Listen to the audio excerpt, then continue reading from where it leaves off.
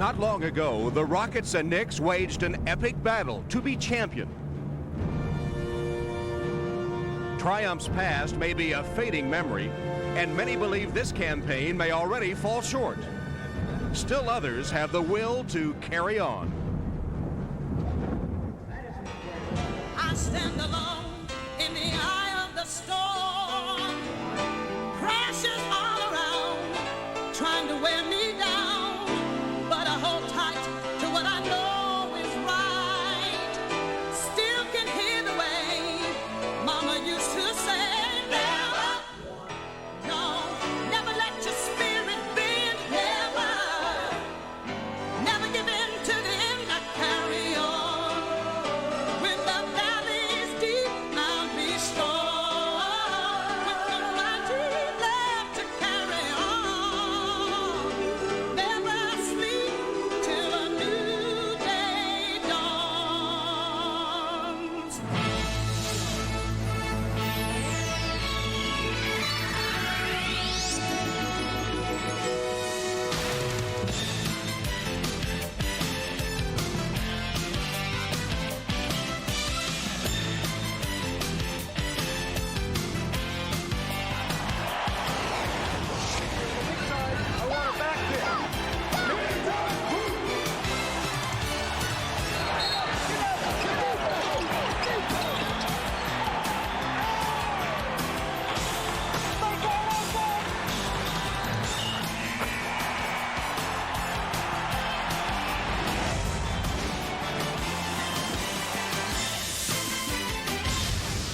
This is the NBA on NBC. The game of the week.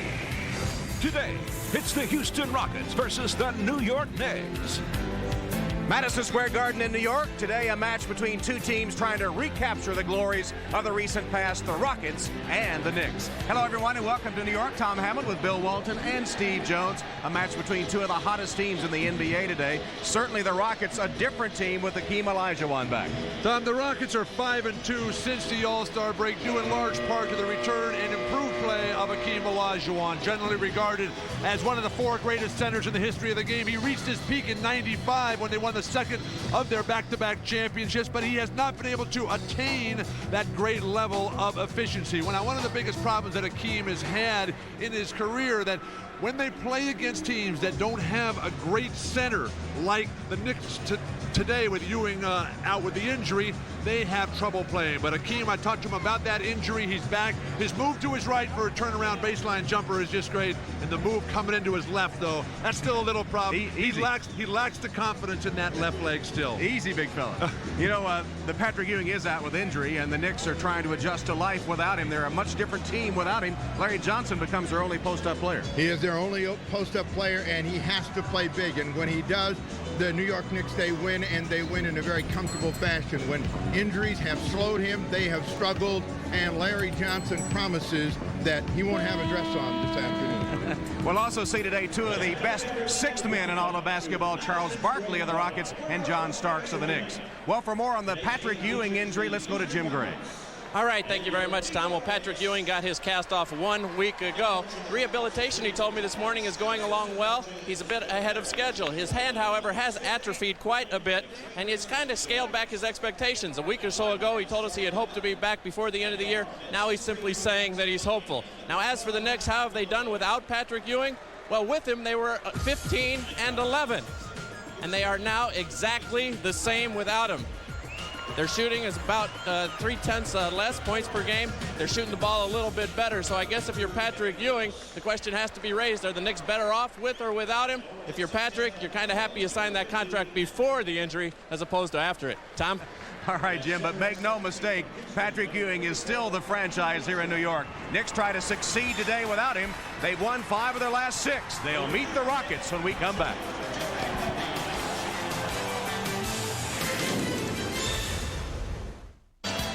Welcome back to Madison Square Garden as we take a look at the starting lineups for today's game. First for the visiting Houston Rockets. In the backcourt, Matt Maloney, who's been playing very well lately, and their leading scorer on the season, Clyde Drexler, at over 18 points a game. Hakeem Olajuwon, his 10th game back, averaging 15 a game. Kevin Willis, who played so well when Hakeem was out. And Matt Bullard, the three-point threat. Rudy Tomjanovich, the winningest Houston coach of all time. And for the New York Knicks, the former Heisman winner Charlie Ward has started every game for them in the backcourt this season. He'll be there along with Allen Houston, who comes off that 34-point performance against the Trailblazers, his best game as a Knick. Chris Dudley starts at center. Larry Johnson averaging nearly 18 a game since Ewing was injured. And Oakley, they'll look to him for some rebounds today. Jeff Van Gundy just recorded his 100th career win. He's the third fastest Knick coach to 100 behind Red Holtzman and Pat Riley. For our Houston Rockets, Rudy Tomjanovich says the keys today defending the small ball lineup of the Knicks, particularly the pick and roll. They got to pound the board, the Rockets do. And you've got to get easy buckets here, get Hakeem and the big front court involved early. Now that is the secret for both teams. The teams both spend a lot of time out on the perimeter. They don't get good inside play, cheap fast break points. It's a long afternoon for both teams. Chris Dudley controls the tap. Ron Garretson, Joe DeRosa, Jim Kinsey, today's officials.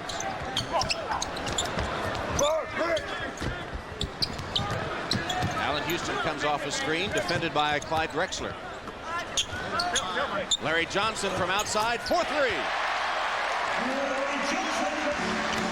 Larry Johnson has just been on fire of late. 20-plus points in 4 of his last 6 games. And Bullard to answer, back rim to Ward. Maloney was that took the shot. Here is Charles Oakley from outside, and Willis all alone for the rebound. Now the first 2 possessions tell you for both teams that the ball is coming up from the perimeter, it's coming up quickly, which means that the team that rebounds the best is going to run it and get some easy hoops. Trying to go inside, and it's knocked away from Willis. Good defense by Charles Oakley. It'll be Knick ball. Both teams coming off very difficult travel situations. The Knicks coming all the way back from Portland, Oregon. And then the Rockets in a barn burner of a game at Minnesota, which they lost on Friday night. Charlie Ward, the open shot, gets the friendly roll. First bucket for Charlie Ward, and it's 5-0 New York. The Knicks are the better half-court defensive team, and it's going to be up to Olajuwon, Barkley, those guys that get inside to break it down. Olajuwon gets his first 2. Chris Dudley has always done a respectable job against Hakeem Olajuwon. But when you got that kind of shooting touch going either direction, Hakeem's going to put big numbers on the board. Off the curl, Charlie Ward open again. Didn't go down for him that time. Chased down by Matt Bullard. Houston ball. Absolutely no push of the ball for Houston. They don't have the young legs. They don't have the dazzling point guard. But in recent games, Matt Maloney has played very well, don't you think? Absolutely. Playing the best basketball of his career. Bullard takes it with a finger roll. Matt Bullard's first 2. Matt Maloney was telling me that he's got a lot more confidence here, and the players on the team respect him so much more after last year's solid performance as a rookie. Allen Houston got stripped of the ball, but he's got to have an aggressive afternoon. Rockets on a break. 3 on 2. Maloney's pull up, rims out. Slapped out by Willis. It'll be New York ball. Matt Bullard rarely drives the basketball. Now everyone expects him to shoot it right away, and that catches Larry Johnson off guard, comes down, and a rare finger roll for him. He maybe put that in the highlight film. But Bullard is a good perimeter player, Steve. Even though he's 6'10", he spent his whole career starting from high school days on the perimeter. He's 6th in the league in three-point percentage, Matt Bullard. At 43%. Shot clock at 3. Ward lets it fly, partially blocked. That'll be a shot clock violation. Well, it came down in Hakeem's hands anyway. Maloney? If you're the Rockets, you have to stay with this guy. I mean, you know, and he's got to really go to work. They got to start establishing the greatness of Olajuwon in the low post. New York by a point. And I think force Van Gundy to stay with Chris Dudley for big minutes. The Knicks are better when they play the smaller lineup. Outside shot, Larry Johnson, rebounded by Chris Dudley, gets on the offensive board, spins, and Hakeem blocked it. Picked up by Maloney. Hakeem's the greatest shot blocker in the history of the game by the numbers. They didn't keep the records while Russell and Chamberlain played, of course. Willis backing his way in. Lost it. Got it back. Can't score. Oakley clear. Sluggish start for both teams. Maybe it's that travel you mentioned. There was a lot of that. Here's Larry Johnson facing up again on Willis. Won't go down. Bullard to Maloney. Whenever you see teams that are taking a lot of jump shots, even though that's their personality, that means they don't want to work hard enough to move the ball, to move people, so they're taking the easy way out. Both teams are going to have to work harder. Willis misses, and Oakley has another board. Larry Johnson's doing a fine defensive job, Tom, on forcing Willis to turn around jumpers. Willis, I think, should be able to get all the way to the hoop on LJ. Houston is fouled. That's the first foul of the game. It'll be on Clyde Drexler. Houston shooting 2 of 7, and New York even worse, 2 of 8 to open the game. Which Houston is 2 of 7? Got to be careful about that, don't we? You got me confused already, but this guy has absolutely no confusion going for him right now. Just an absolutely stellar performance. 11 of his last 12 games have been over 20 points. 16 for 20 Friday night at Portland. Steve, I know you did that game. He was in that post and just turning and jumping over people. Well, he's got the best jump shot off the dribble of any two-guard in the NBA. And when he's shooting the ball well and he's aggressive, he's just very difficult to defend, and that's what Portland ran into on Friday night. Patrick Ewing watching from the sideline. Maloney lost it for a moment, and then a foul as he tried to get it back. Matt Maloney did not handle the double team by Oakley that time. Oakley just came in and smothered him.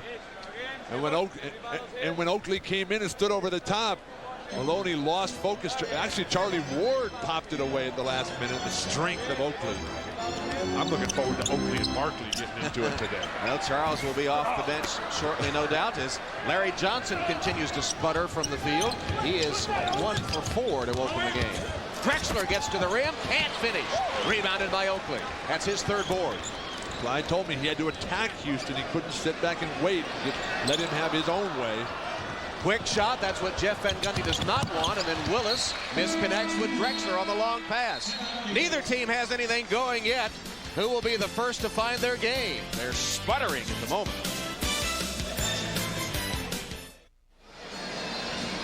You couldn't tell it by the way this game started, but these are 2 of the hottest teams since the All-Star break. The Knicks 5-1, Houston 5-2, as last year's finalists, the Bulls and the Jazz, leading the pack there, playing well since the All-Star break. The better team starting to take care of business, Tom, knowing that the playoff push is on. There's really been some separation in both conferences. The surprise since the break has been the Lakers. The fact that they came in 2nd best record in the league at that point, and then they have fallen off. They've got to reestablish themselves. But the best teams happen to be the ones with the most experience and veterans right now. Allen Houston for 3. Terrific setup by Larry Johnson. Collapsing defense. Rudy Tomjanovich very concerned about the 2-pronged attack for the Knicks. Johnson and Allen Houston. They need quicker double teams. Allen has half of the Knick points. Almost a steal. Hakeem unloads to Drexler. Clyde Drexler's first 2. And the Knick lead is 4. Hakeem Olajuwon, probably the best passing center in this decade. The numbers really go to Vlade Divac, but Vlade plays much more of a perimeter game than Hakeem Olajuwon. Maloney and the Rockets trying to put a little pep in their step right now because they know they're going to see a lot of jump shots, and they got to run after him. Drexler holding the ball. Now back to Maloney on the point. I think Hakeem could get a weak side flash in here. Got a shot from Oakley as he came across the baseline. Then Ward with another steal. Ward to Houston. Oakley.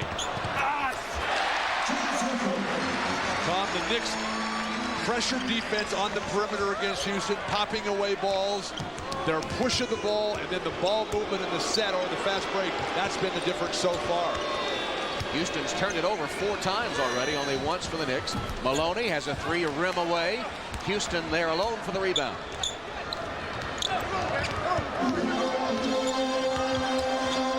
Allen made the ball fake to get free, then missed the shot.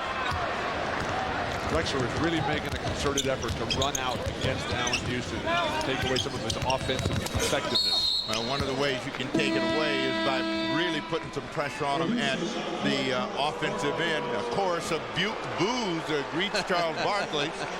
The way he likes it. Barkley making his first appearance, volunteering to come off the bench, and he has become one of the best 6 men in the league, averaging right at 16 points, and he'll face John Starks, who has yet to enter the game. Last year's 6-man award winner, and his numbers this season comparable to last season, although Kobe Bryant is the early favorite to take the 6-man award this year. And Danny Manning is right in that mix as well, because Phoenix, look at their record. They are right behind the Lakers and Utah and San Antonio.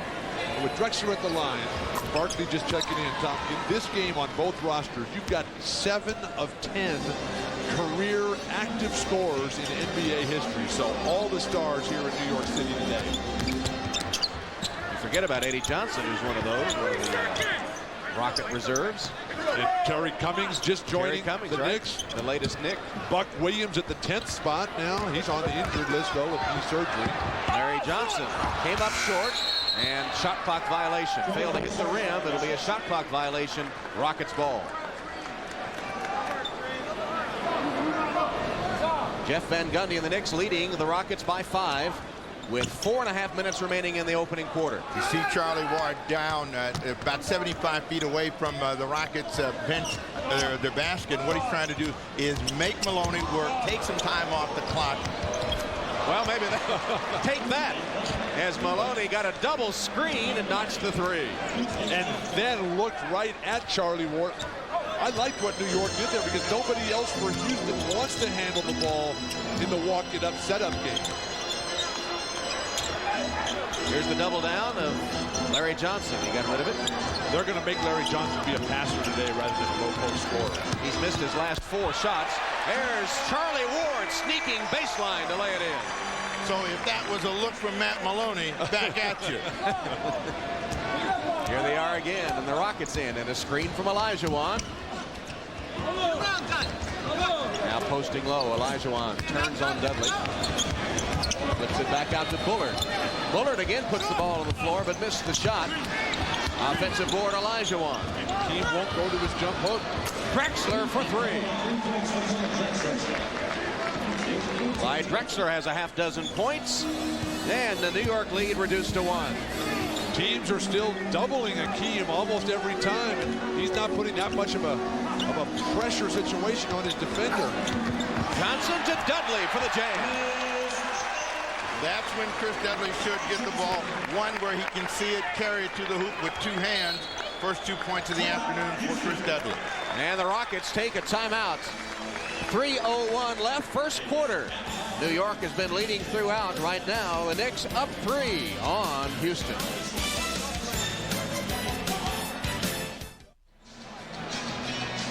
The interior and the heart of the defense is Akeem Olajuwon, and you'll watch his eyes and attention go to Larry Johnson. Larry Johnson wisely knows where Chris Dudley is, follows right with the ball for Dudley, where he can take it down over the top. So Olajuwon cannot give Dudley 3 chances at the rim. And Steve, that's the hardest thing for a shot blocker, is to make that decision. You know, whether you come or whether you stay at home. I thought maybe a mistake by Akeem that time. Larry Johnson already had 2 guys guarding him. Drexler scores. Nice baseline move by Clyde Drexler. He has 8 points. Clyde is still one of the most explosive scorers in the business, and he plays well in New York, and he's got a lot of energy this afternoon. Should be a good matchup between Houston and Drexler. Chris Mills into the game for the Knicks. Allen Houston off a screen. Finally gets control. 6 on the shot clock. Lost it. And Akeem fighting with Dudley. Picked up by Charles Barkley. Great pass. Right through traffic. Then Bullard with a long 3. Matt Bullard gives Houston its first lead of the game. You love the way that they set it up by faking the pass to Akeem on the slice through there. Faking the pass. As bad as last week. It was all for Matt Bullard the whole way down. Mills right around Bullard to lay it in. Bad matchup for Matt Bullard. If Chris Mills does that, he gets layups the entire afternoon. Chris Mills has been red hot since the All-Star break. While the Knicks have gone 5-1, he's been in double figures in all 5 of their victories. And Maloney trying to get around Charlie Ward, loses the ball out of bounds. Another Houston turnover. That is their 5th. Matt Bullard is noted for this, deep shooting, and he's not noted for this, guarding smaller, quicker, small forwards out on the wing. That's a clear victory for Chris Mills. That is a tough matchup, but Matt Bullard has been playing terrific ball as he's won the starting small forward spot for Rudy Tomjanovich. John Starks makes his first appearance in the game for New York. And here's a Houston foul. Matt Bullard commits his first. Well, now we don't know how long Matt Bullard is going to win that job, because he has been in and out of some house with Rudy Tomjanovich. He's almost been a forgotten man for months. And Mario Elis had a sprained ankle. But Mario is having a career worst year, was the subject of very serious trade talks with Toronto and the failed Damon Stoudemire situation there. But Rudy T, he'll get whatever he can out of now, what, a 35-year-old Mario Elie? Yeah, Ellie's in the ball game now, guarding Chris Mills. And Mills shoots over him after coming off a screen. No good. Barkley fighting Price. Great closed out on defense by Akeem that time, forcing the miss. Brent Price into the game for the Rockets. Feeds inside to Akeem. Double fake. Here's Drexler, the open 3. Rebounded by Dudley. Akeem just doesn't have that confidence coming back to his strong jump hook, which is the foundation of his entire offensive game. Chris Childs into the game at the point for the Knicks. Mills, 2 for 3 since coming in the game. I think Akeem just has to start shooting the ball. He makes the move and decides that he doesn't want to force the issue. He's got to be more forceful for the Rockets to be more dominant. Chris Childs committing his first foul with 32 seconds left in the quarter. I'd play for one if I'm the Rockets here. Why? To force the Knicks into a rush situation. Just hold it till the very end of your shot clock possession, which is exactly what Charles Barkley looks to be doing. Against Oakley. Ball away, short. Rebounded by Mills. Knicks have plenty of time. That's why you and Barkley are Childs feeds through the hands of Dudley as the quarter comes to a close. You were both wrong. Allen Houston and the Knicks in front. He has 5, matched by Matt Bullard of the Houston Rockets. At the end of 1, the Knicks up 2, 20-18 on the Houston Rockets. You're watching the NBA on NBC.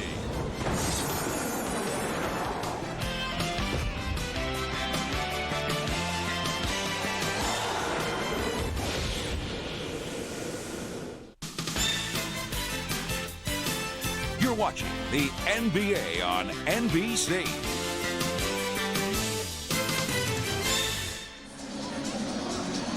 Two-point game as we start the second quarter. Follow the NBA online at msnbcsports.com. With the flurry of recent trades, cast your vote on which team improved itself the most. Plus, some former Celtic greats relive a record-setting fourth quarter, which averaged a shot every 8 seconds. That happened 39 years ago this month. All at msnbcsports.com. Shooting started out dismally and has picked up about 40% on either end of the court. Drexler's hit 3 of 5, Bullard 2 of 3. Charlie Ward 2 of 4, and Mills 2 of 3 for the Knicks. Akeem to the bench, just 2 shots. Steve, you were right when you said he had to shoot more, but he does have 3 rebounds, 1 on the offensive end. Eddie Johnson into the game for Houston. The low post guy now becomes Charles Barkley. Let's see if he decides to really stay inside and hurt Charles Oakley. Elie for 3. No, he had a foot on the line. Long range 2. Offensive board Akeem for a moment, and then taken away by Charles Oakley. Oakley's doing a terrific job, and this rivalry, personal, very seriously personal between Barkley and Charles Oakley. Barkley grabs that Starks miss. Nice pass. Neither one of these teams can really be considered true fast-breaking teams, but missed jump shots are going to give them chances to get easy buckets, and they really got to work hard to get them. Well, there's only been 2 fast break points in the game to date. On the pick and roll, Larry Johnson can't score. Barkley has it.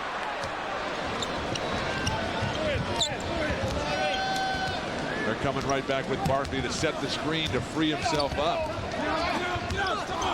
The Knicks are very good at half-court defense. They play very well east-west defense. You've got to make them, if you're going to beat them by attacking, go to the basket. Playing over the top plays into their hands. Price for three after Willis tossed out of the double team. Mills the rebound for the Knicks. The Knicks have done a fine job of keeping Willis totally away from the basket area.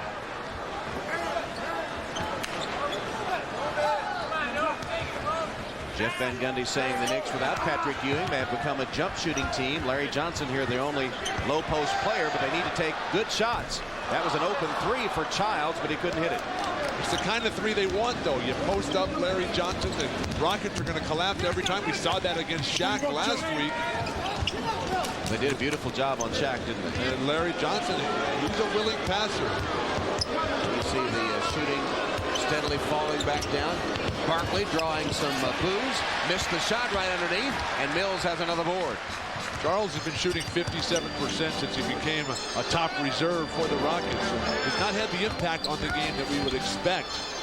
Oakley, open jump shot, no good. Knicks are 0 for 4. Houston 0 for 3 to start the quarter. The poor offense affects your defense, and we'll see if either team starts to, get a little sloppy, lose concentration because the ball is not going in.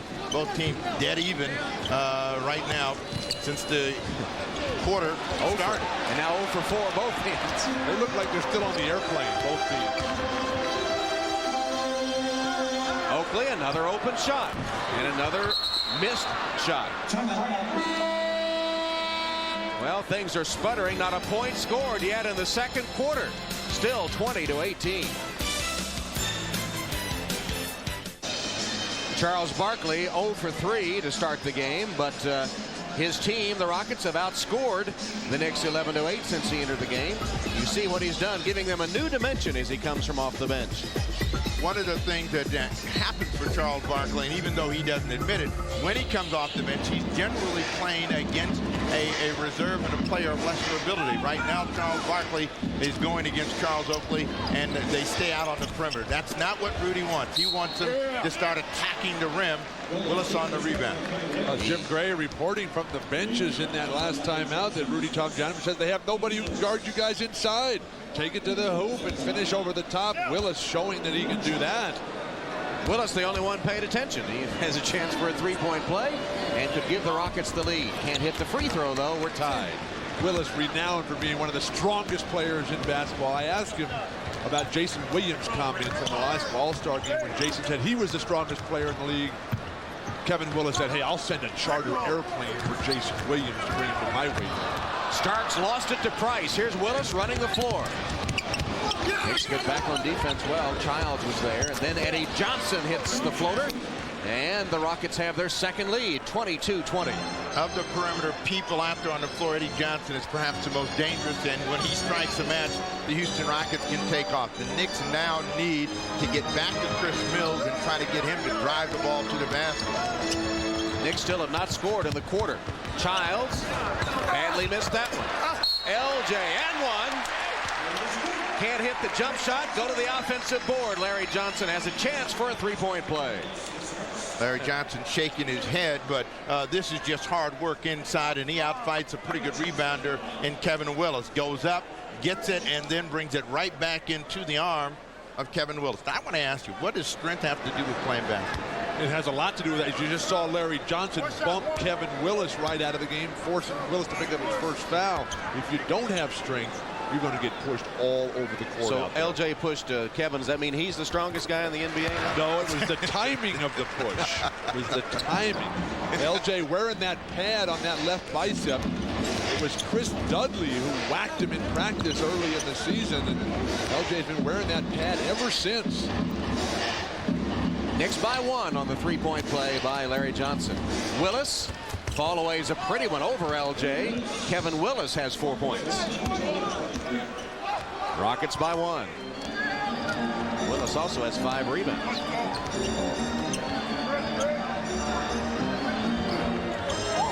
Childs off the screen. Guys that have to score. Oakley, every shot that Oakley makes is a gift for them. Guys that have to score. Larry Johnson, and he missed that one. and John Starks that are out on the floor right now. The Rockets will let Oakley have those jump shots from long range all day, won't they?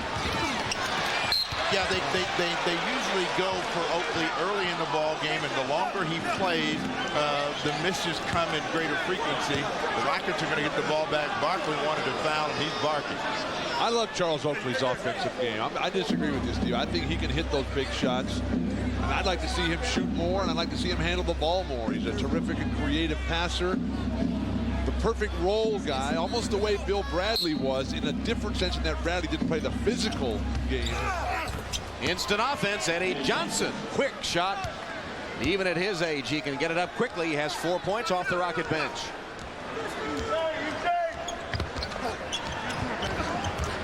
Childs penetrates, finds Starks. Knicks are still cold, but slapped out by Oakley. I thought this would be a huge game for John Starks as the Knicks want to take a timeout. John coming off a poor performance at Portland, 1 for 9 against the Blazers Friday night. But Eddie Johnson, the quick trigger out of the inbound pass. And the Rockets lead by 3.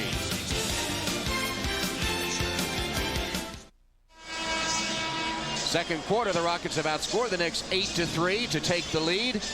And if you thought you heard a lot of clanks down on the Knicks end, you did.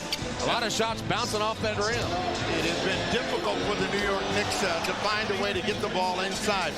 Whenever you're a jump shooting team and you play from distance, you're going to have moments when you don't score the ball. And it's been Houston finding a way to get an advantage here in the second quarter of play. But it's been nothing but over for the New York Knicks.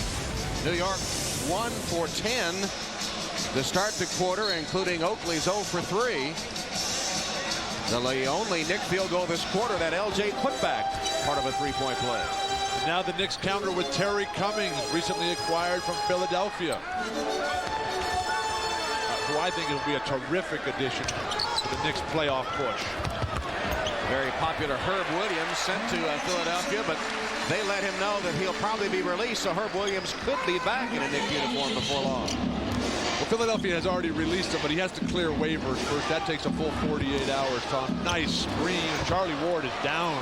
Ellie lays it in, and Ward's still on the court. That's Chris Childs. Excuse me, Chris Childs. That is Childs who's down. Chris Childs took a shot on that screen.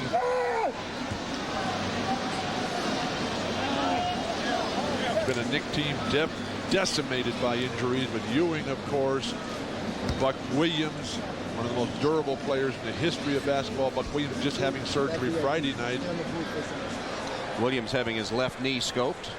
He got pushed into Kevin Willis, so it really wasn't a screen. He lost really kind of his balance and was knocked down. May have either hurt the knee or the ankle. We get one more look at how Chris Childs was injured. On the right side of your screen from the slam cam, you're going to watch Childs. Now he's coming back and gets sandwiched right in there, and it's Brent Price that pushed him off. He grabs the ankle, so he must have turned somehow. But he's still in the talking mode. They're not even sure where it is yet right now, as if Mike Saunders just talking to him. He got squeezed. While they tend to Chris Childs, we'll take a break from the Garden.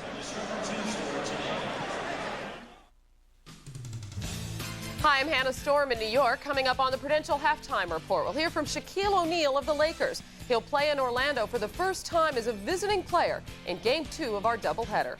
I have a lot of memories as a Magic player on that floor. A lot of good memories, some bad memories. And now that I'm a opposing player, a Laker, then hopefully I could, continue the domination on that floor. So I'm just going to go there, play hard, hopefully I can have a good game. Shaq and the Lakers in Orlando to face the Magic right after this. Right now, the Rockets lead the Knicks by 3 as we return to Madison Square Garden and rejoin Tom Hammond, Steve Jones, Bill Walton, and Jim Gray. All right, thank you, Hannah. 6:24 left until halftime. It is a three-point game, and while we were away, Chris Childs was helped from the court after being injured on that play, making his way to the Knick locker room. And Jim Gray has a report on his condition. Jim? All right, thank you very much, Tom. Mike Saunders and the training staff and the doctors are now looking at Chris Childs in the locker room. It's his left ankle. They are going to x-ray it. As soon as they have the results from the x-ray, they'll let us know. It looks very doubtful that he could return today. Tom? All right, here's what happened to him again. It is,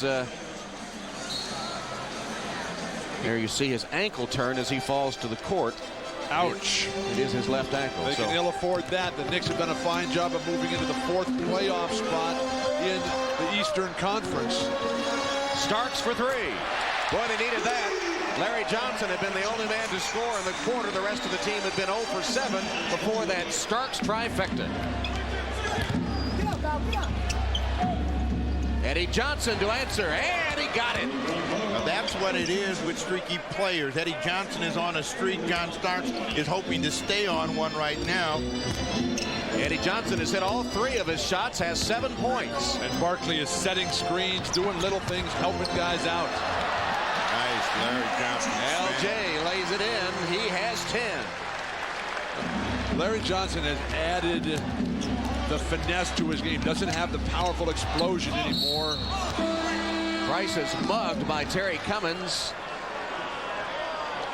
The play that was so effective for the New York Knicks against the Portland Trailblazers in closing them out was a 2-man game, and Larry Johnson was the finisher. Watch the spin, clears himself, and with the long arms, that's an easy 2 points for Johnson. Starting to get a little bit of rhythm for finding ways to get to the basket, something cheap for the New York Knicks. Technical foul. Terry Cummings as Price toes the line. Rudy Tomjanovich said those high pick and rolls were his chief concern on the defensive end. As we take a look at a flagrant foul from the Knicks, Price along that baseline. They call it on Cummings. I didn't see a flagrant foul there. Price for 3. And rebounded by Starks. 5:20 left till halftime. Starks with another 3.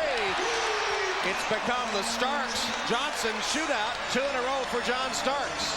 Yeah, and people always say, why do you keep John Starks in? 1 for 9, 0 for this, because you never know when the explosion's going to come. And, you know, when he experiences it, the Knicks take off and high. Here's the hot man the other way. Johnson giving it up to Akeem. Willis. Steve, the emotional players like John Starks, you can almost count on them coming back, having a big game after the bust in Portland Friday night. Allen Houston. Allen Houston has 7, and the Knicks regain the lead. The Knicks playing so much prettier basketball when they go with the small lineup. Oh, Eddie Johnson just saves him. Akeem posting low, mismatch with LJ. He's got to look at that shot. And both he and Kevin Willis should not try to do anything but just turn and jump over Larry Johnson. It's a very difficult position for Johnson to be in against post-up players like Elijah Wan and Willis. Tied at 35.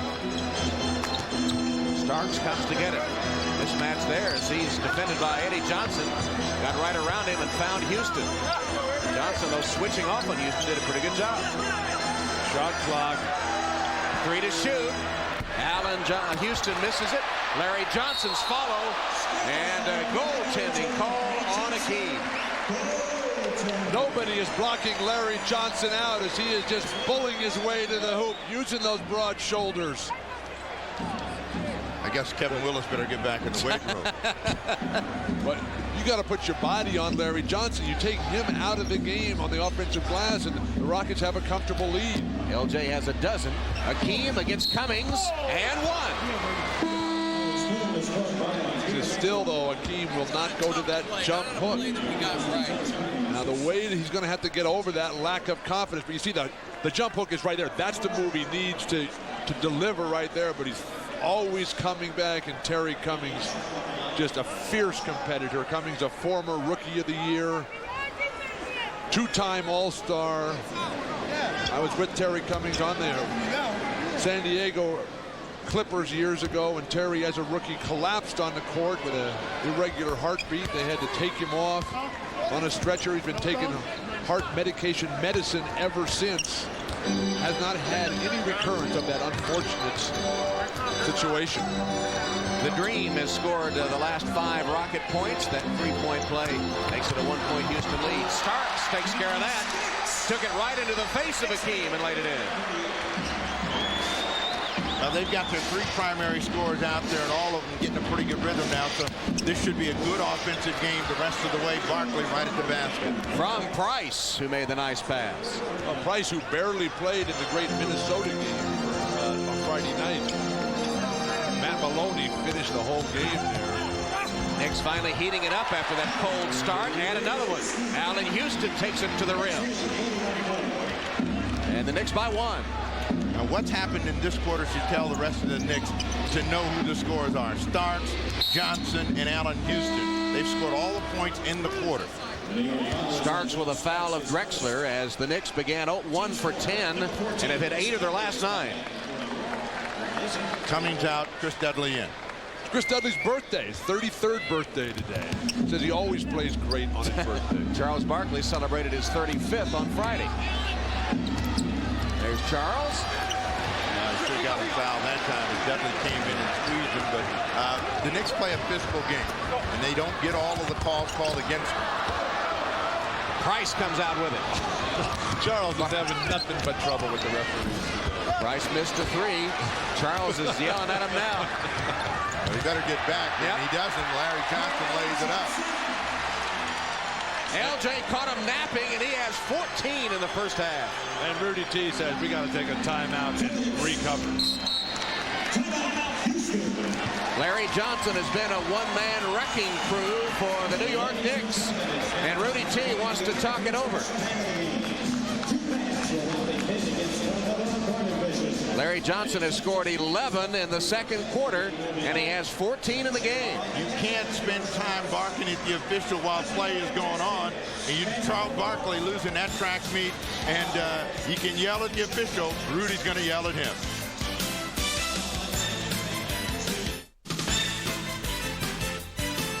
You're watching the NBA on NBC.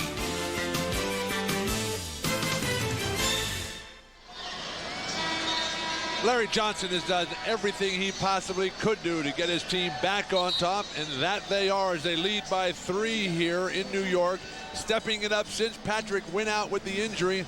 Larry Johnson finding that he still does have game. But really, when you're talking about Larry Johnson, you're talking about one of the tragically sad stories in pro sports today. Here's a guy who had it all.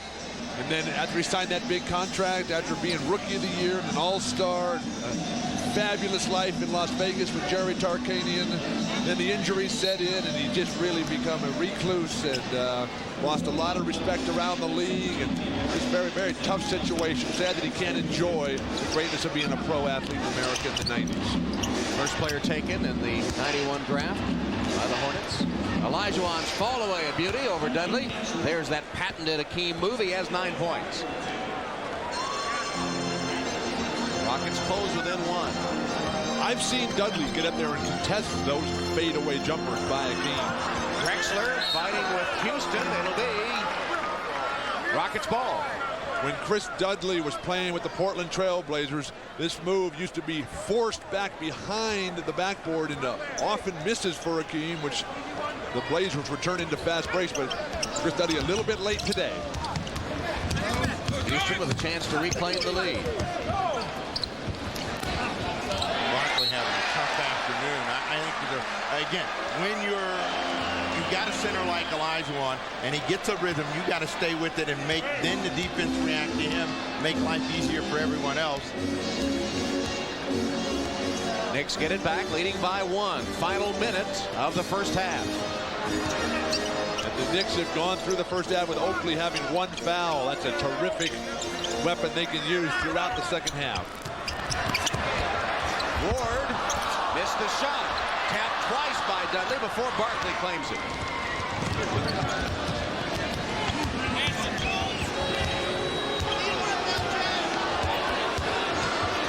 Barkley will go to the free throw line. Barkley was determined to try to get something inside and get himself on the scoreboard in the second quarter.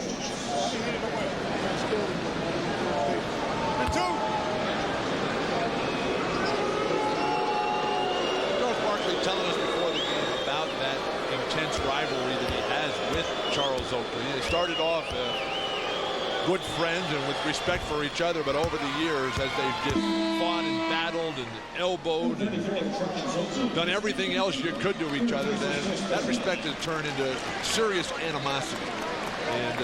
And the comments by both players about each other, certainly not things that you can repeat on a Sunday morning. Or afternoon. Barkley not scoring much today in this first half, but his team has prospered since he came to the game. Misses that free throw and shakes his head as he goes back up court. He's only 1 of 6 shooting from the floor. Does have 5 rebounds. Final 30 seconds of the half. Starks. Nice catch by Oakley, and then he threw it right to Matt Maloney. Here's the Houston break, 4 on 3. And Maloney will hold it up, and they'll wait for the final shot of the half. Smart play, Rockets. Dump it inside to the Dream. There he is against Oakley. Kicks it to Maloney. 3 left. Hakeem from outside comes up short as the first half comes to a close. And we end the half the same way we started, tied. Larry Johnson had a big second quarter, hitting 6 of 12. Has 14 points in the game. Olajuwon keeping Houston in it. At halftime, we're tied at 43. The NBA on NBC.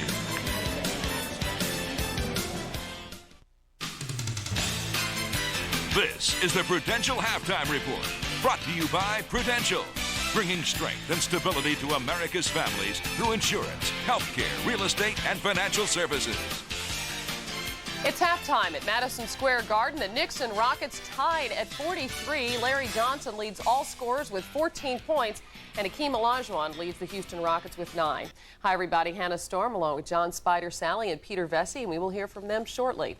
Following the Rockets and the Knicks, we've got the Lakers and Magic from Orlando. And the spotlight will be on Shaquille O'Neal, who makes his first appearance at the Orlando Arena as a visiting player. Jim Gray talked to the Lakers All-Star Center.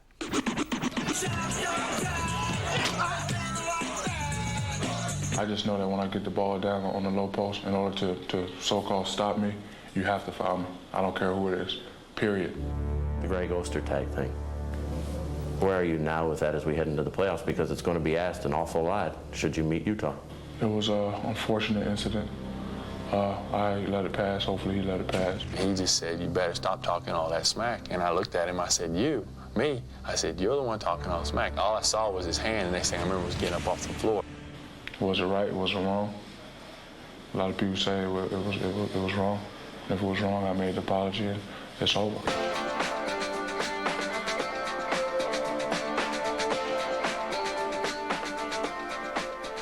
There's been a wave of sentiment wanting to see Michael Jordan remain in basketball.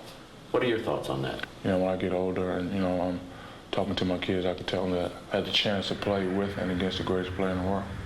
Would you like to see him stay? I would love to see him stay.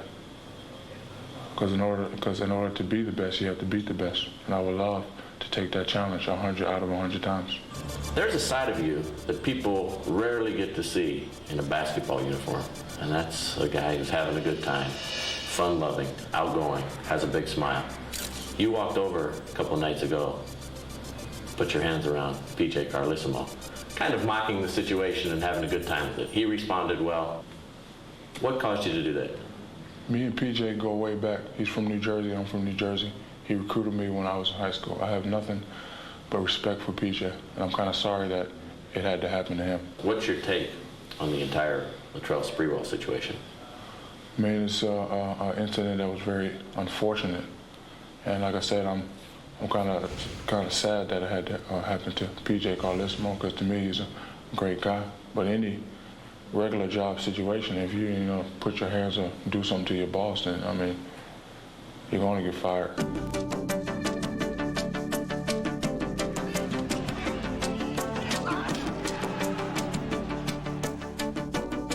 You're going back to Orlando. Last year you were injured. You weren't able to play. Do you still have feelings toward the Orlando Magic? I have a lot of memories as a Magic player on that floor. A lot of good memories, some bad memories. And now that I'm an opposing player, a Laker, hopefully I could continue domination on that floor. So I'm just going to go there, play hard, and hopefully I can have a good game. I've heard so many things that he's saying about me and the organization out on the West Coast, and that he really doesn't like anyone from Orlando anymore. And I tried to keep a relationship with him, but it seems like it's not working. Any thoughts on Penny Hardaway? He's struggled since you left. He's been injured quite a bit. Name has come up in trade rumors. Any thoughts? No. No? No thoughts? No. You friendly with Penny? I guess. That could also leave, guess not. I guess. I mean, I respect his game. I respect him as a person, but right now, I'm a Laker player. And I only worry about my guys. I don't have time, worry about all these other guys in the league.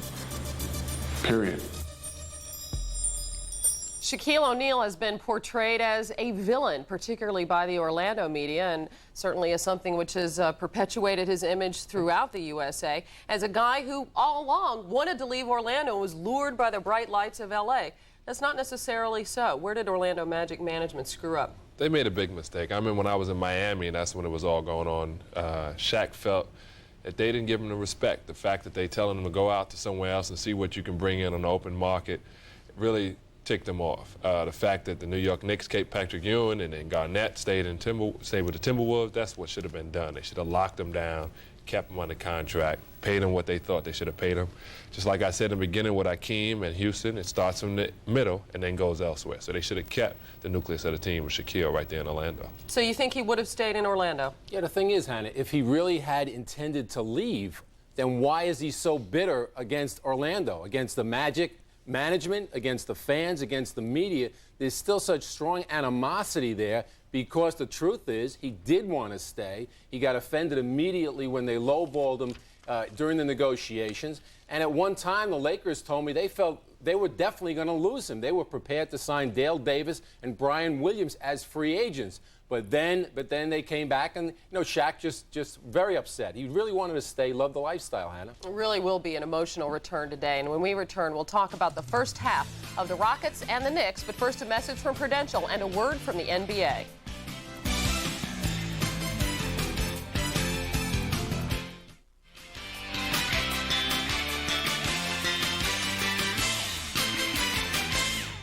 Before we talk about the Knicks and the Rockets, let's get an update on the situation in Iraq from our NBC News colleague, John Siegenthaler. John? Hannah, thanks very much. There has been an apparent breakthrough in the talks between the United Nations Secretary General and Saddam Hussein.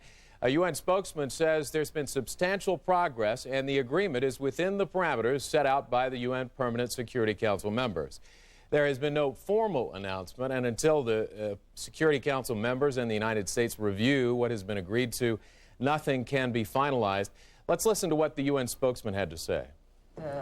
It's within the... He feels that what they've come up with is within the parameters that he was given before he left New York.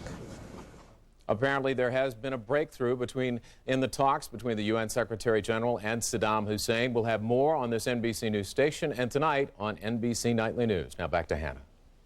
Thank you very much, John. Now let's talk about the first half of the Rockets and the Knicks, all tied at 43. And thank goodness for the Knicks for Larry Johnson in that second quarter, Peter. That's right. You notice the 14 points, 5 rebounds, and I think his game started to come together when he realized that his moves to the hoop were a lot better than his moves away from the hoop. Good thinking, Larry. The other thing is pickup of Terry Cummings. I think people overlook this. It's not an insignificant move. Terry Cummings was responsible for both Philadelphia wins over the Lakers this year when he played center.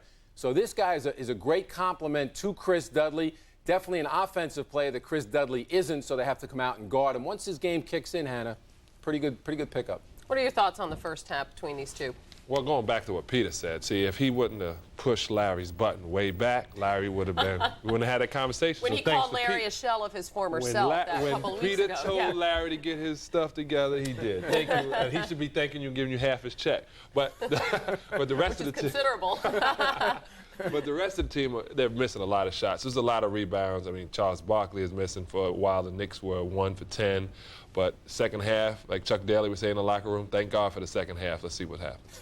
Knicks have been doing it with defense. They got 11 points in the first half off Houston turnovers. As things stand right now in the Western Conference, the 8th place Houston Rockets would match up with the 1st place Seattle Sonics. Seattle owns the league's best record at 40-13. Sonics coach George Karl spoke with Bob Costas. I noticed after the Cleveland-Seattle game in Seattle, you embraced Sean Kemp. Apparently no hard feelings, but there's no doubt that you feel that this club is better off with Vin Baker than they were with Sean Kemp. The knot that we had in our guts, and I think Sean probably feels the same way, was bigger than it actually was. We were given an anesthetic that is okay when it really probably wasn't okay. I think Sean and I will talk this out probably in the next year. I think somewhere along the way our paths will cross and we'll go out and have dinner and talk everything out, and I want to do that. Vin has taken a negative attitude team, and Vin and all the new guys, and we're positive. That's simple. And the second thing that Vin and the new guys have added is we pass the basketball. And plenty more with the Sonics head coach at halftime of the Lakers and Magic. Meanwhile, at halftime of the New York Knicks and the Houston Rockets, they're all tied up at 43. We'll send you back to the Garden for the second half right after these messages from your local station. This has been the Prudential Halftime Report, brought to you by Prudential, bringing strength and stability to America's families through insurance, healthcare, real estate, and financial services. Welcome back to Madison Square Garden. I'm Jim Gray. Chris Childs sprained his left ankle. He had x-rays at halftime. They are negative. He came out, warmed up, had his taped ankle tried to get rehabilitated here in a quick way. Boy, that was tough to say. Anyway, he wasn't sure if he was going to play. I'm not sure what I'm saying. He thinks as though he is going to be able to try and play here in the second half. As for Houston and Rudy Tomjanovich, he says we need an awful lot more offensive rebounds. They only had 2, and we must attack the basket. That was very tough, Tom. Sound like you rehabilitated yourself pretty good during that 30-second stretch. Chris Childs will try to return. And as you saw, he was out on the court, and as Jim noted, warming up and testing the ankle just before the quarter started. The play has to start right here for the Houston Rockets with the Olajuwon. That's what you've been begging for, Bill. I've been begging, and it finally came right there. A nice, strong jump hook. Larry Johnson has been the entire story for the New York Knicks. Well, Starks and Houston got going in that second quarter, and Houston has to bring it here in the third. Oakley has to hit a shot. He's 1 of 6.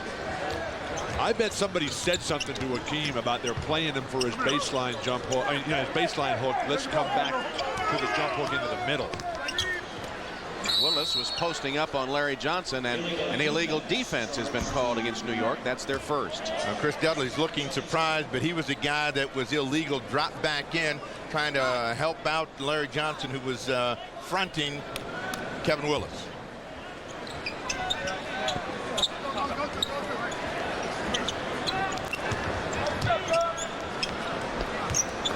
Here's Akeem against Dudley. Turned baseline. Passed it back out. Here he is again. Again goes to the baseline fall away. Front rim to Ward. Allen Houston. Tough shot. Tapped in by Oakley. That's where Oakley can be so valuable. A lot of times people don't block him out because he doesn't have the great vertical leaping ability, but his timing and his desire and his push is just impeccable. 8 rebounds for him in the game. He has 4 points. Drexler with a line drive fall away. Clyde Drexler hits double figures, and the Houston back in front by 2. The game within the game lies right between Charlie Ward, Matt Maloney, Brent Price. The guards are going to have to make the difference and steal Drexler. Perfect timing into the passing lane. Drexler is fouled, and Charlie Ward took the worst of it. No foul. They say clean block. Wow. Ward hit hard. He had to have a flashback of his Seminole days on that one as he hit hard, but had a clean block of Clyde Drexler. Clyde Drexler, just one of the greatest players in the history of the game, recently joined Oscar Robertson and John Havlicek as one of 3 players to have over 20,000 points, 6,000 boards, and 6,000 assists. Putting it all together here, he's worked his way into this game.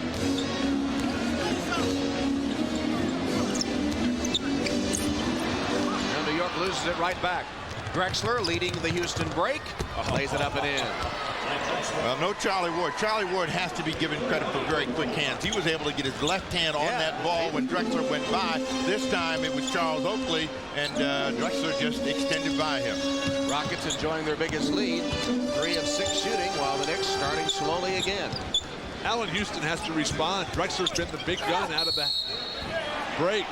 Larry Johnson takes it to the basket and draws the foul. Clyde told me coming into the day that he was just going to come out and get very physical and try to take the game right at Allen Houston, who has so many responsibilities. Clyde doesn't have the ultimate responsibility for this Rocket team, but he's making a solid contribution today. I mean, in terms of scoring points. LJ's first free throw is good. And don't forget, coming up next, game 2 of our doubleheader, as Shaq returns to Orlando. Remember, he missed their first trip in there since becoming a Laker when he was injured last year. Didn't play in Orlando, so it's his first trip back to Orlando to face his old team. Game 2 of our doubleheader, the Magic and the Lakers, coming up next. Clyde doesn't have everything on his shoulders. Right now, it's on Hakeem Olajuwon and Charles Barkley. Those are the guys who it's going to come down to if this Houston Rocket team doesn't get what they want this year. Drexler with a quick move, and Willis can't get the shot away.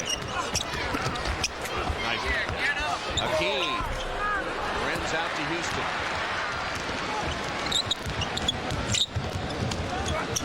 Three-pointer, Allen Houston, front rim, chased down by Bullard. Even though Houston is not as good this afternoon as he was Friday night against the Trailblazers, he's still got to be aggressive and looking for his scoring opportunities, and he hasn't done enough of it this afternoon. So if he starts attacking, that's going to put some pressure on Drexler to defend him better. That's probably going to get some other people some scoring chances. Allen has 9 points coming off that 34-point performance Friday night, his best game as a Knick. Clyde is up in every single passing lane. But Charlie Ward is able to tease Hakeem and get right by him, freeze him on the floor, and keep him there. Beautiful baseline move by Charlie Ward. He has a half-dozen points. Knicks have tied it. Chris Dudley called for the foul, guarding Hakeem. Charlie Ward working off this nice little screen and hand up the hesitation. Hakeem falls asleep a little bit, tries to recover with the wraparound. Just too quick, Charlie Ward. Beautiful play. Speaking of going around someone, Chris Dudley left in his tracks by Hakeem. Hakeem had 2 points in the first 19 minutes of the game and now has 11 in the last 8. What a great birthday present for Chris Dudley. Have to play against Hakeem. Would have blown out the candles, he went by so quickly. Too many assortment of moves, and Dudley is a guy that likes to take the hit and try to push his guy off while Olajuwon dances around him, an easy scoring chance. So I don't care what's wrong with that jump hook. If he's getting layups like that, it's going to be a big afternoon. But if you play him the other way, play him on the baseline side and force him back middle, oh, what a block by Hakeem. He rejected Allen Houston. Here's Drexler the other way. 2-on-2. Drexler to the hoop. Can't score. Rebounded by Oakley, who took a finger in the eye from Willis. Rudy Tomjanovich and Drexler can't believe they're not getting to the foul line. Allen Houston finished by Dudley.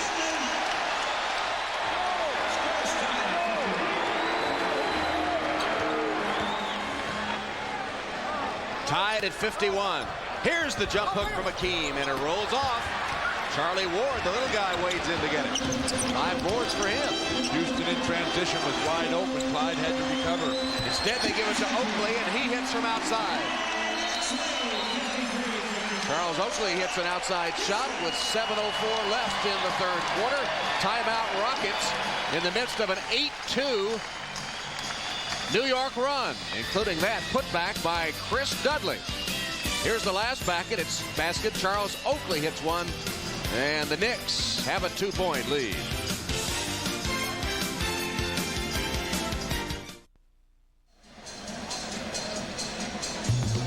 Miller Genuine Draft presents even more basketball. What both teams are looking for is high percentage scoring opportunities. Larry Johnson able to answer and counter Hakeem. Hakeem comes with the quickness and the pull-up, and then Larry Johnson rotating and rolling off. Beautiful team basketball for New York. We have coaches always talking about inside play, and that's going to be the difference between winning and losing this afternoon. Larry Johnson with 16 points, the game's high score. Akeem has 13 for the Rockets. In recognition of this look inside the game, the Miller Brewing Company will donate $1,000 to the Thurgood Marshall Scholarship Fund. A long way from over this ball game. Olajuwon beginning to be more aggressive. That's going to be a big key for the Houston Rockets if they win this afternoon. And then it's going to be Larry Johnson and Allen Houston finding the range for the New York Knicks. Bullard with the entry pass to Akeem, who turns on Dudley. Willis trying to post Oakley. Those two are wrestling. Willis goes out to get it. Shot clock at 5. Finally, after all that banging, they call a foul on Charles Oakley. Well, Oakley had done a good job that time because Willis was out about 12 to 14 feet. And Van Gundy will live with that defense, forcing Willis into a shot well out of his range, back to the basket from 14 feet. Willis trying to set a screen for Drexler. Last touch by the Knicks as Oakley argues it'll be Rockets ball. 16 to shoot.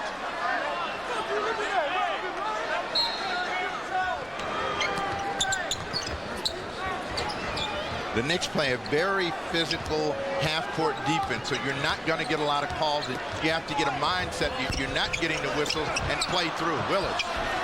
Partially blocked by Dudley on the follow and taken by Ward.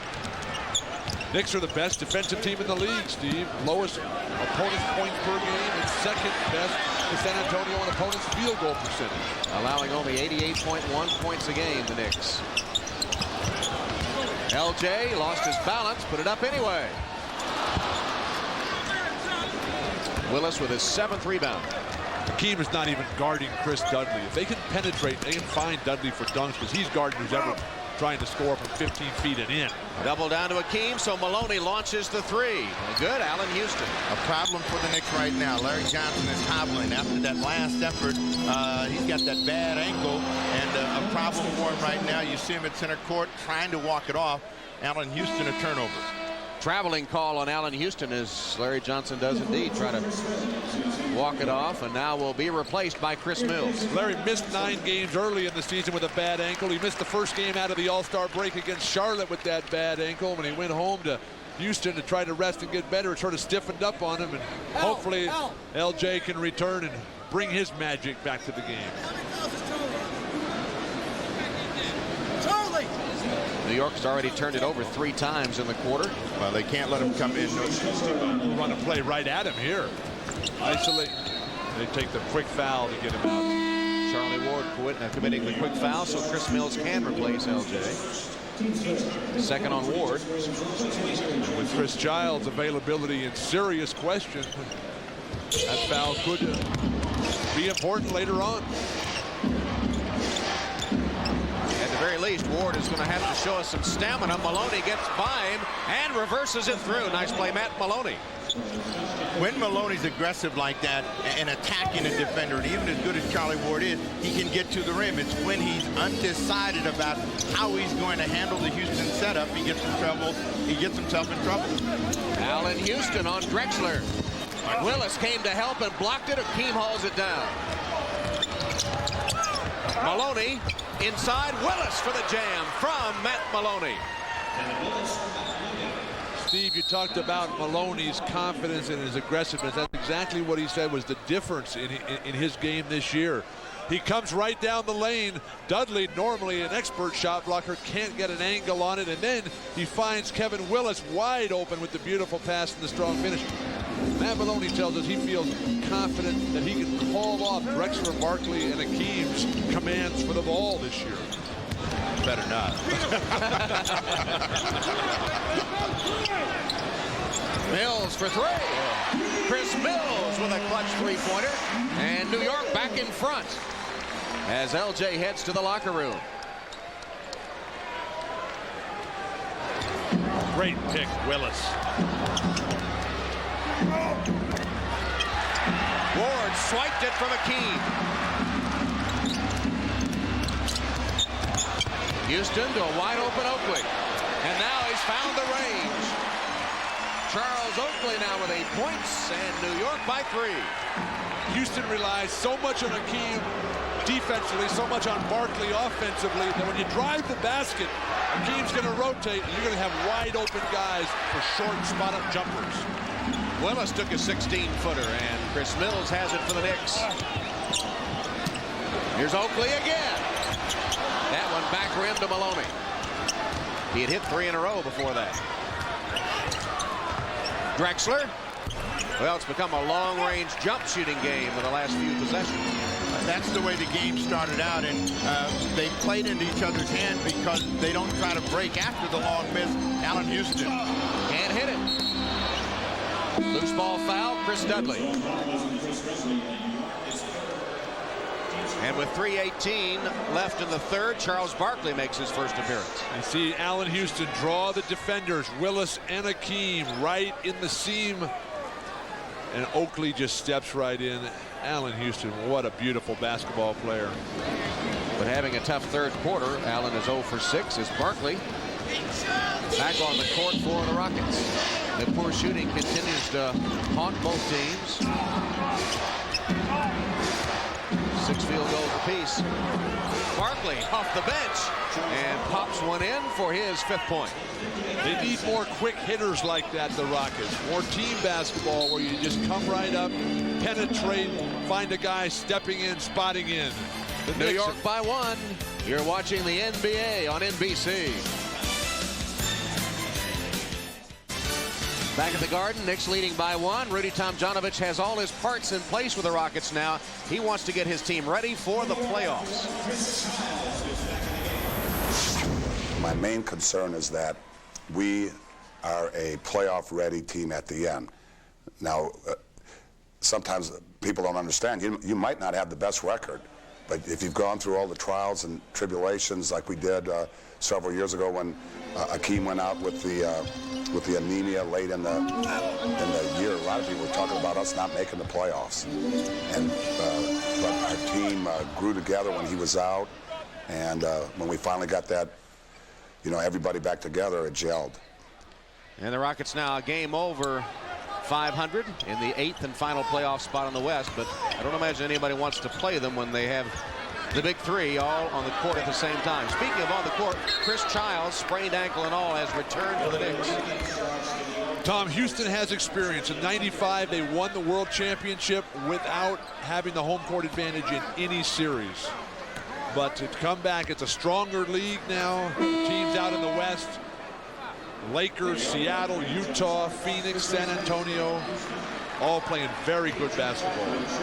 Houston out of the ball game starts in as we get an illegal defense, and Eddie Johnson knocks down that cheap point.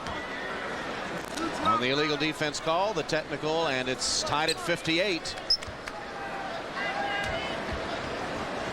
Just under 2.5 minutes left in the third quarter. 13th tie of the game. Chris Childs back in the game. Drexler just out jumps John Starks for the ball. Nice catch. They're going to call a foul against John Starks. Second on Starks. Why can't he jump up in the air? Jeff Van Gundy saying, why can't he jump up in the air and catch the ball? What's wrong with that? Well, Jeff had to guard a lot of guys in that low post who were out jumping him.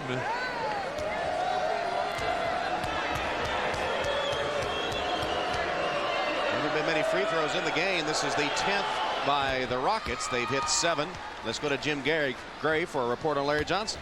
All right, thank you very much, Tom. Larry Johnson has a contusion of the right hip. He's been back with Dr. Norman Scott trying to loosen up that hip. Seemingly a Charlie horse type of a situation. He is going to try and return. Tom? All right, Jim. Dr. Scott did a good job on Chris Childs. He's back out there. Let's see if he can get LJ back as well. Talking about the few free throws, and New York shot only 5 free throws in the game. They've hit them all. If you're shooting jump shots, there's not going to be a lot of free throws, and that's been the story for both teams. A lot of perimeter play. Mills with a screen for Starks, picked up by Johnson. Shoots over him. Rimmed out, picked up by Oakley. Oakley, the no-look pass. Mills lays it in. Nobody for the Houston Rockets has been blocking out today. Whenever the Rockets are in trouble, it's always about their rebounding and lack thereof. Larry Johnson had his way early. Now it's Charles Oakley. Drexler tripped by Starks. That'll be number 3 on John. You said that Charles Oakley is a creative passer, and here's one of those creative moments. And a nice diss as Drexler tried to make a play on the ball. Chris Mills finished up. I got to see some more of those. You said that with a note of skepticism. You mean you don't buy everything Bill says? I never buy. I would have loved to have played with Charles Oakley. A bad matchup right now. John Starks, Clyde Drexler. All they're doing is running Drexler down on the box and lobbing the ball over Starks. He's gotten 2 fouls, and they need John Starks out on the floor. So there's going to have to be adjustment by Van Gundy. Well, the beauty of the Rockets is that they can just keep rotating great post-up players into that spot on the low left box. Hakeem, Barkley, Willis, now Clyde Drexler. On the pick and roll, Childs moving pretty good on that sprained ankle. Gave it up. Mills pushed by Eddie Johnson. More energy by Chris Mills, being the aggressor at the offensive end. That's what got him the call against Eddie Johnson. Eddie Johnson can't work that hard against a player like Chris Mills out on the perimeter. So Mills has got to be in that attacking mode, trying to get to the rim. Don't settle for the jump shot against Eddie Johnson. I think Chris Mills has found a home here, though, coming over from Cleveland and Boston. Coming here thinking he's going to play support role for Patrick Ewing. Now, as the Knicks have gone small, much more important. Three-pointer is good by Chris Mills. Right on cue. He has 12 points in a reserve role for the Knicks today. 8 in the quarter, so it's been a big quarter for Chris Mills. Hit 5 of 6 shots in the game. Johnson. A long-range 2, had a toe on the line, but Eddie Johnson pops it in, and Eddie has 10. That's an ill-advised shot there.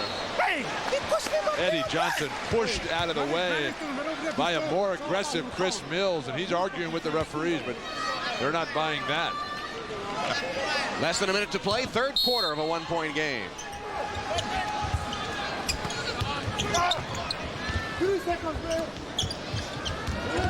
Charlie Ward is back, and Charlie Ward has been very aggressive in attacking Maloney and Price. Nice spinning move by Charlie Ward. And they played the shot clock beautifully. Now the Knicks get the last shot after Houston's attempts here.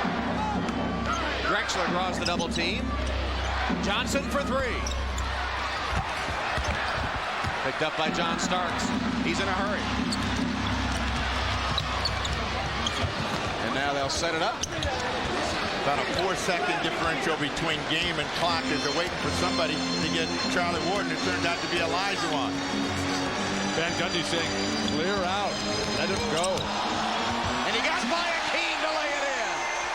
Charlie Ward.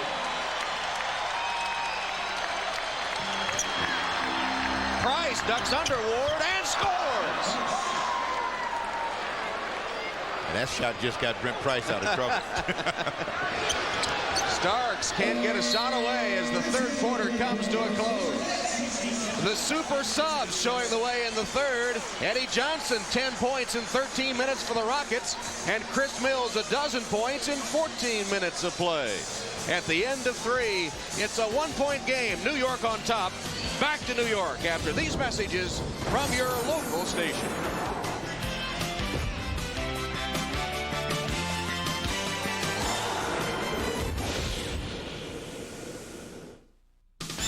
This copyrighted telecast of the National Basketball Association may not be retransmitted, reproduced, or rebroadcast without the express written consent of the NBA. Tom Hammond, Bill Walton, Steve Jones ready to start the fourth quarter at the Garden. A 1-point game. New York leading Houston 67-66 after outscoring them 24-23 in that third quarter. And they did it without Allen Houston, who's been so brilliant in recent games for the Knicks. Allen only 9 points today, all coming in the first half. He was 0 for 6 in that third quarter. If you look at Allen Houston, the last 5 games has just been red hot. The Denver, Utah, and Portland games on the road. Utah maybe the most disappointing loss for the season for the Knicks. The story has been the play of Charlie Ward. Ward has been very aggressive in attacking both Brent Price and Matt Maloney, and if he continues to play like that, he gives the Knicks that extra edge. Nice play from Oakley. Oakley and one, fouled by Willis. Made the great head fake to get Barkley to fly by, and then pops it in. I think the story here has been that Oakley has outplayed Charles Barkley here. Charles Barkley only has 5 points on the afternoon, and Oakley has done all the little things, including get a ton of rebounds, making shots, making passes, and Charles has just not been there. 2 for 7 this afternoon. Meanwhile, Oakley has a double-double, 10 points and 10 rebounds as Willis collects that missed free throw. Team on the bench to start the quarter. It has been a game of streaks as the Rockets now come back to Drexler against Starks. Price with the entry pass to Willis. Backside help from Starks to deflect it out of bounds. Terrific team defense by New York. Larry Johnson keyed it all when he's yelling out red, red, red. That means his front in the low post requires pressure on the ball and collapse from the weak side. 5 on the clock. Barkley for 3. Rebounded by Mills. Here's Charlie Ward against Price. Gets a screen from Larry Johnson, who has returned. And Johnson pitches it out to Starks for 3.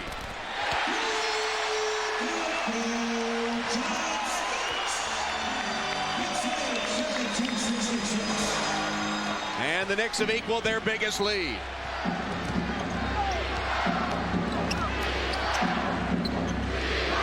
Trying to get Charles Barkley involved in this game at the offensive end, but he's got to go quickly, otherwise they're going to collapse. He travels, got nothing. Missed the shot. Oakley has his 11th board.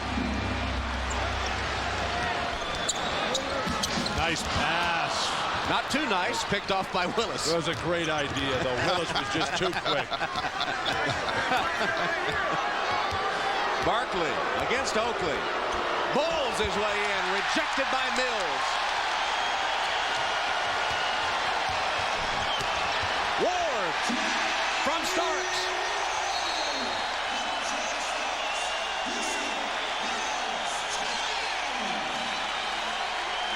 Timeout, Rockets. New York on a 7-0 run to start the quarter.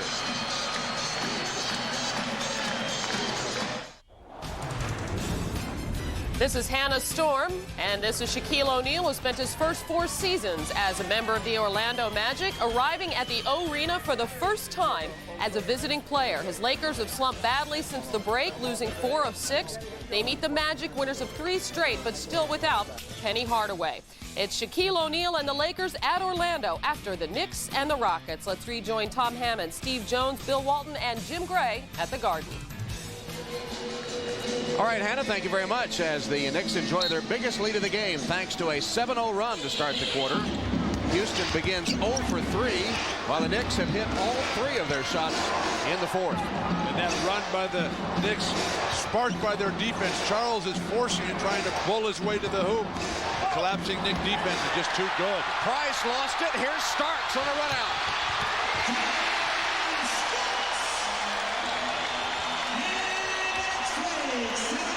It's now about attitude and how bad the Houston Rockets want it. The Knicks have got aggressive. They're holding, they're grabbing. Rockets have got to fight through it. But the strength of Larry Johnson, Steve, as Drexler forces up another one. Larry Johnson just ripped this ball away from the Rockets, and you see him hanging all over Larry, and he just gets the beautiful outlet pass for the finish by John Starks. So the run is now 9-0, and the Knicks have the ball. They have not missed in the 4th quarter. Knicks have got something cheap. They've been able to stay in a high percentage area, but you know their personality is to stay outside. There's the first miss, but sneaking in to take it away from Willis was Mills, and then Barkley deflects and intercepts. Eddie Johnson wide open, but Barkley late in finding him. Fans are trying to taunt Charles into doing something foolish here. Price fakes the 3, then delivers to Willis for the jam. Brent Price has played pretty well today, and Willis has 8 on that good pass. The Rockets go just about 3.5 minutes before they get a score, and they're only down by 8, so they're still in the ball game. They've got to be as aggressive as New York has been at their defensive end of the floor. Starks for three.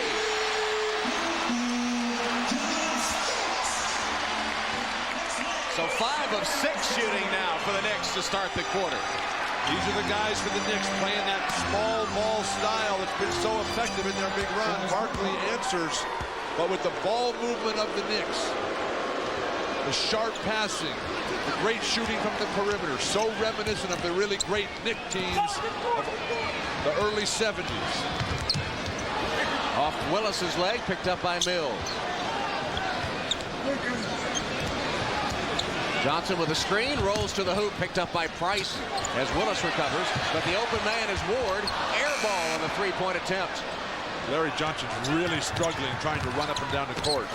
Johnson collides with Starks and commits the offensive foul. Eddie Johnson, not a good decision at the offensive end. This is normally a pull-up for him, trying to get to the rim. Stark just stays in front of him. The whistle goes against the Rockets, and Eddie Johnson starts his thanks, but that would have been his fourth. Hakeem is back in the game for the Rockets, seeing his first action of the fourth quarter. And Van Gundy counters right away with Chris Dudley. Larry Johnson, short, on the floor to Barkley. See, that's what's going to get the Rockets back in the ball game. The Knicks will revert. They'll have those stretches where they're missing the perimeter shots. Then the Rockets have a chance to score. Mismatch. Barkley shoots over Starks, but can't hit it and shakes his head as he comes back up court. Starks pull up. That's a 2. And Drexler saves it to Barkley. Rebounding always a key for the Rockets, and they've had absolutely no second chance opportunities. The Rockets not going to the offensive glass this afternoon. Olajuwon passes out to Johnson, looks inside to Barkley. Barkley, again a jump shot, rolls off, rebounded by Dudley. So the Houston Rockets facing that tough stretch of games on the road and perhaps showing fatigue as an older team as Starks hits another 3.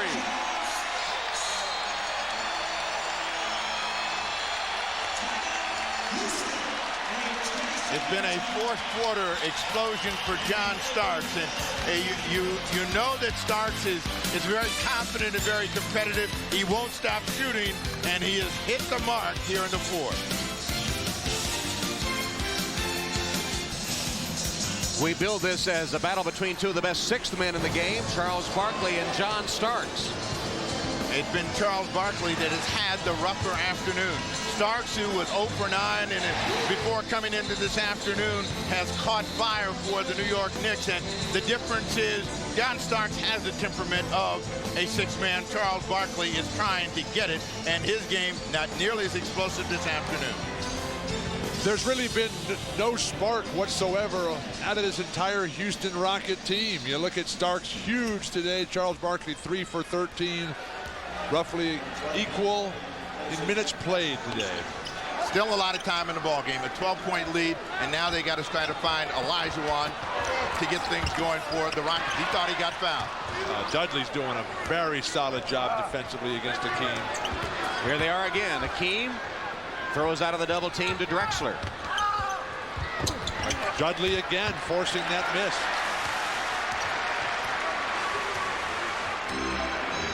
Knicks playing the tough D here. But it's been the attitude of the Knicks. They're going to do whatever it takes at the defensive end. They've held and grabbed. The Rockets have allowed that to bother them, and it's affected their fourth quarter play. Starks again. Meanwhile, John Starks can't miss. 21 now for Starks. Steve, you keep saying it's a lot of time left in this game for Houston. If John Starks plays like that, goodbye, Houston. Well, you attack John Starks. I mean, Drexler got 2 fouls on him earlier. Now they're going to double team him every time he gets the ball. Somebody's going to be open. Ward with the interception leads the Knicks break. Hesitation, laid in.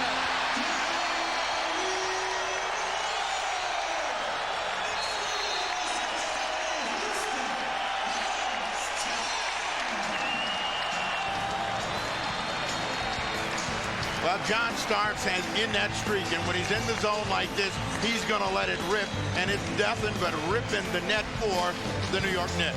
And then Charlie Ward taking a page out of Pete Maravich's book of tricks. Right down the lane, tease you, now you got it. Nope, layup, face.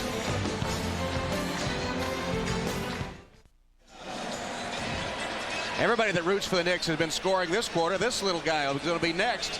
John Starks has been the chief villain as far as the Rockets are concerned.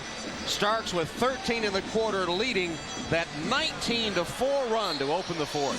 And the Knicks establishing a great home court advantage here. This is the first game of a 5-game homestand for New York. They can make more hay in the standings. 12 out of the next 16 for the Knicks are here in the Garden. Chris Dudley forces Maloney to miss the layup, forced him to alter the shot. Good drive by Maloney. The Rockets have to have more of that attitude. Now we'll find out just how bad the Rockets want it, as they've dug themselves a big hole, but they can't get out of it. Drexler a foul. Clyde with a reach in, number 3. Larry Johnson limps to the bench after a marvelous afternoon. A very sore hip is reported earlier by Jim Gray, and gave it everything he had today, Larry. During that stretch in the second quarter, he kept the Knicks in it. And Chris Dudley's defense here in the second half against Akeem and everybody else for the Rockets has just been marvelous. Well, there are a lot of heroes for the Knicks today. That's one of them right there. Charlie Ward couldn't get the roll. Cleared by Willis. Tom, we've seen Charlie Ward play a lot of games over his career. I can't remember him playing any better. I can't either. No, I can't remember him playing this well. And I think we're talking about how important confidence is to his game now. 9 on the shot clock, and Drexler trying to bust in. Going to get a whistle.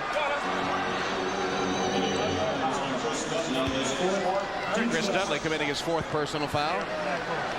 When you look at Dudley, though, what a great person there. The diabetic has to give himself injections 4 times a day just before his meals. He runs a camp for diabetic kids in the summer out in Oregon, Vernonia, Oregon. He won the 95-96 Citizenship Award, the J. Walter Kennedy Award. Look at the Knicks defensively. They're reacting to everything. The Rockets not moving the ball, not moving people quick enough, and that's turned out to be the difference in the fourth quarter play. They haven't been able to match the Knicks' intensity, have they? Not at all.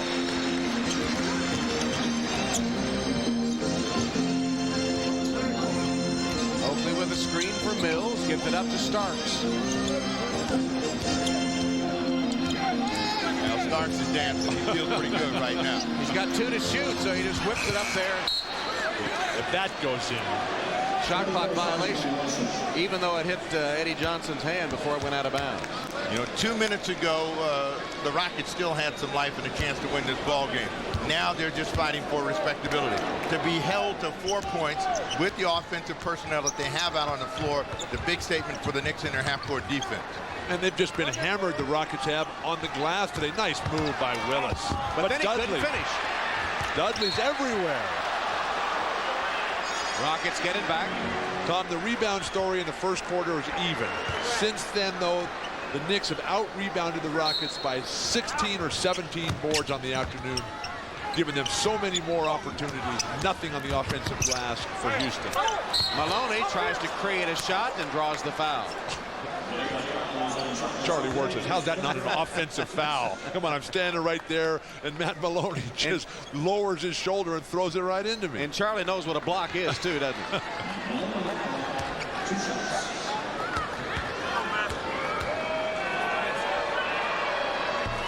Matt Maloney misses the first free throw. Matt Maloney has picked up his play here over the last 18 ball games, and the Rockets need him to play at that level if they've got a chance to do any business in the playoff. And what they're trying to do is avoid being the number 8 seed in the playoff position. Steve, this is a bad sign for the Rockets. It's going to take them so much time and energy and effort to get back, to try to get out of that 8th or even 7th spot, or you're going to have to face either the Lakers, Seattle, or Utah in the first round. Starks finally misses, and then the Rockets blow a chance to gain ground as Willis loses it out of bounds. Control is really important at the offensive end, and the Rockets have been forced to play out of control by the Knicks defense. They have just been coming at them from different angles. They've been putting bodies on them, and the Rockets have gotten frustrated here in the fourth. Ward throws it away. Jeff Van Gundy picks it up and looks like he could squeeze the air out of it. One of the problems I've seen with the Rockets today is Charlie Ward steals the ball once again. It's been an all Knicks show. Starks. And Rudy Tomjanovich is going deep to his bench right now. But the Rockets have just had nobody come out and said, hey, let's get going. Let's do something today. They're standing around watching and waiting for others. 16 in the fourth quarter for John Starks, 4 trifectas. And he has 24 for the game. And Charlie Ward having one of his best games as a New York Knick. Makes that steal. Charlie Ward has been the catalyst, and the guy that has been the killer in the fourth is John Starks with 16.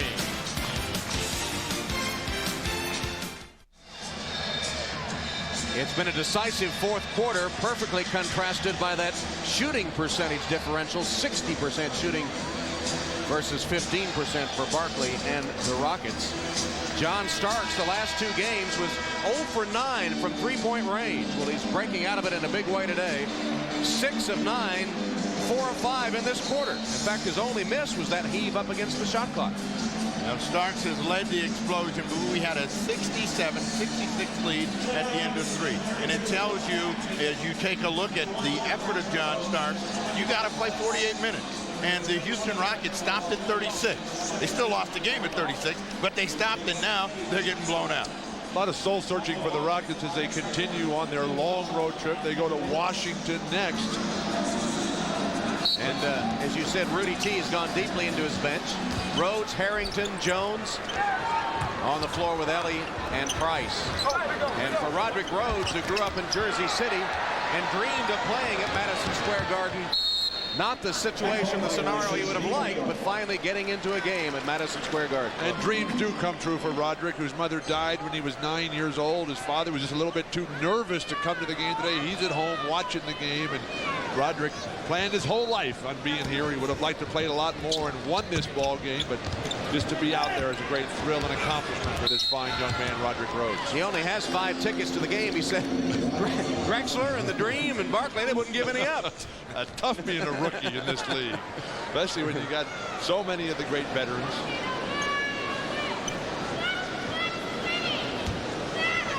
Well, as Steve said, it was close until the fourth quarter, and keyed by Charlie Ward and John Starks, the Nets have exploded.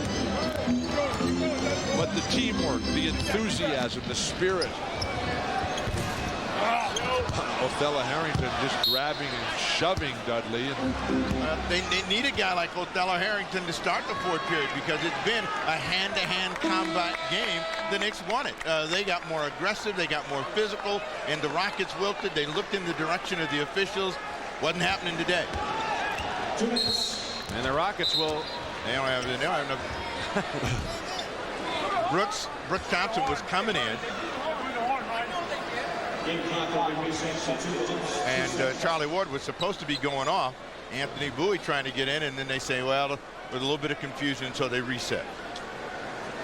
See Charles Barkley laying over there on the sideline. That's just a picture of frustration and disappointment. This is the kind of game that just makes you mad. Just wants you, make you go back to your hotel and look yourself in the mirror and say nasty things to yourself.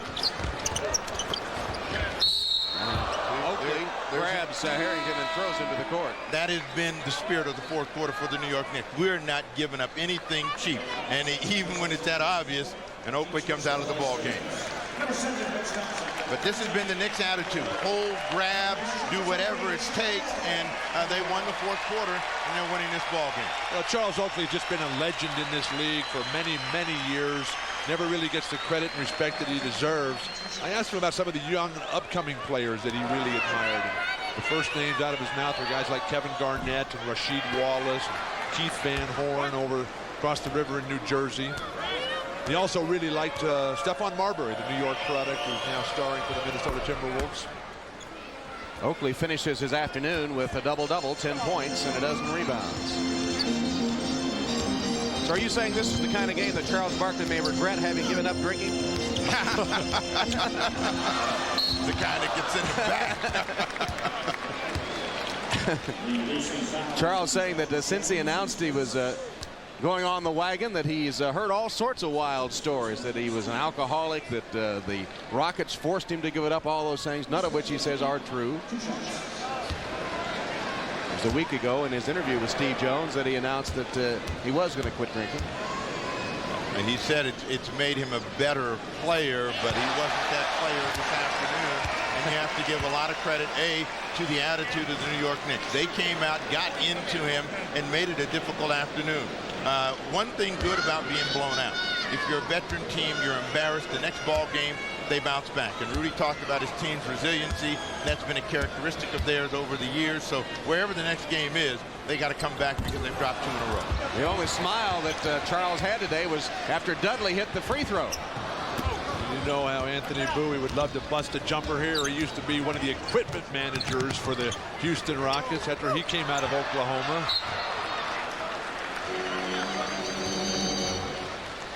Rockets retain with 1:22 on the clock. Houston about to fall back to 500. And a tribute to the way the Knicks have stepped up without Patrick Ewing, that their primary offensive weapon, Allen Houston, didn't show up today, and they still were able to blow out the Rockets.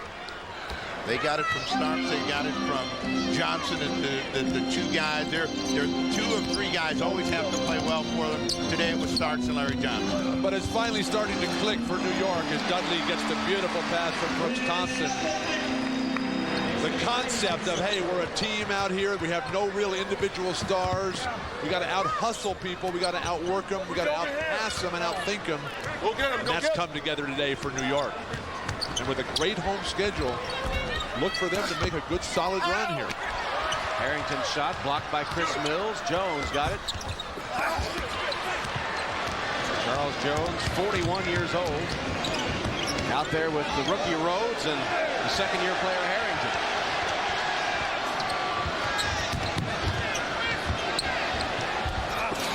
Chris Dudley was one of the worst-looking shots of the day. Yeah. It's a birthday shot. Going to give you one. Patrick Ewing enjoying the fact that his team is still able to compete, stay on, and Barkley. Drexler signing the autographs over there. Not a good afternoon for any of the Rockets. And it's about to end for them. 9 seconds left. It was Starks, it was Dudley, and it was Oakley for the New York Knicks today. With some good solid help from Larry Johnson as well. And the final second ticks off, and the Knicks have their 31st win of the season. They have now won 6 of their last 7 games since the All-Star break. Final score is 92-74 as they break it open in the 4th and final quarter. Chris Dudley and Roderick Rhodes with a word as the game comes to a close. And the New York Knicks look very good as they win in that 4th quarter. It was a 1-point game at the end of 3. In the 4th quarter, New York starts out on a 19-4 run. 13 of the 19 scored by John Starks. They went up by 16, and the game was all over. Its final margin deceptive because it was a close game through the first 13 quarters with 14 ties in 17 lead changes. The hero of that 4th quarter was John Starks. He is with Jim Gray. All right, thank you very much, Tom. He was a hero, 16 points in that 4th quarter. What ignited you? I just wanted to bounce back up poor performance in Portland. I didn't shoot the ball particularly well.